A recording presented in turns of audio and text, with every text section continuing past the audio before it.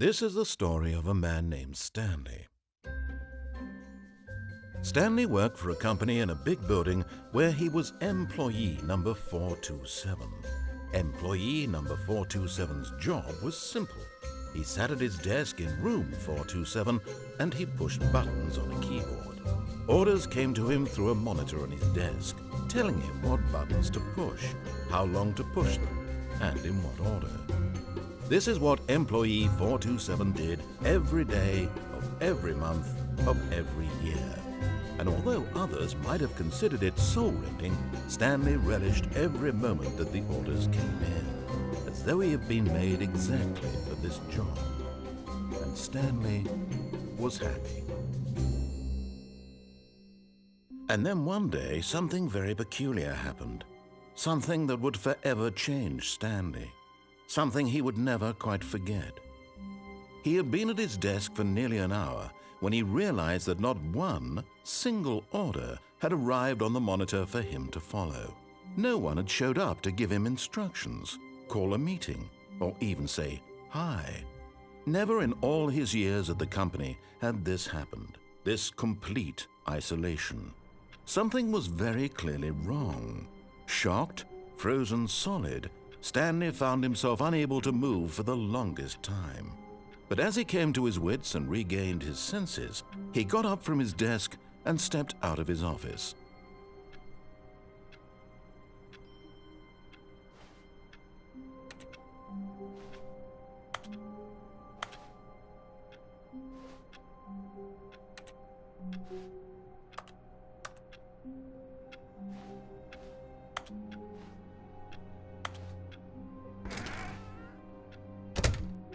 But Stanley simply couldn't handle the pressure.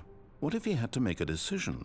What if a crucial outcome fell under his responsibility? He had never been trained for that. No. This couldn't go any way except badly. The thing to do now, Stanley thought to himself, is to wait. Nothing will hurt me. Nothing will break me. In here I can be happy forever. I will be happy. Stanley waited. Hours passed, then days. Had years gone by? He no longer had the ability to tell. But the one thing he knew for sure, beyond any doubt, was that if he waited long enough, the answers would come. Eventually, someday, they would arrive. Soon, very soon now, this will end. He will be spoken to. He will be told what to do. Now it's just a little bit closer. Now it's even closer. Here it comes.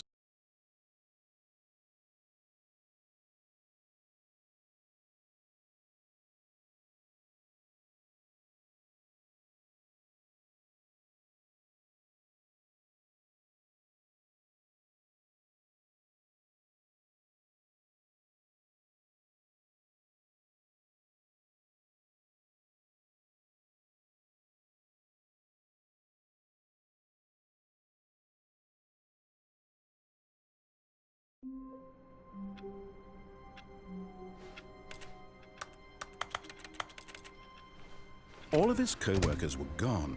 What could it mean? Stanley decided to go to the meeting room. Perhaps he had simply missed a memo.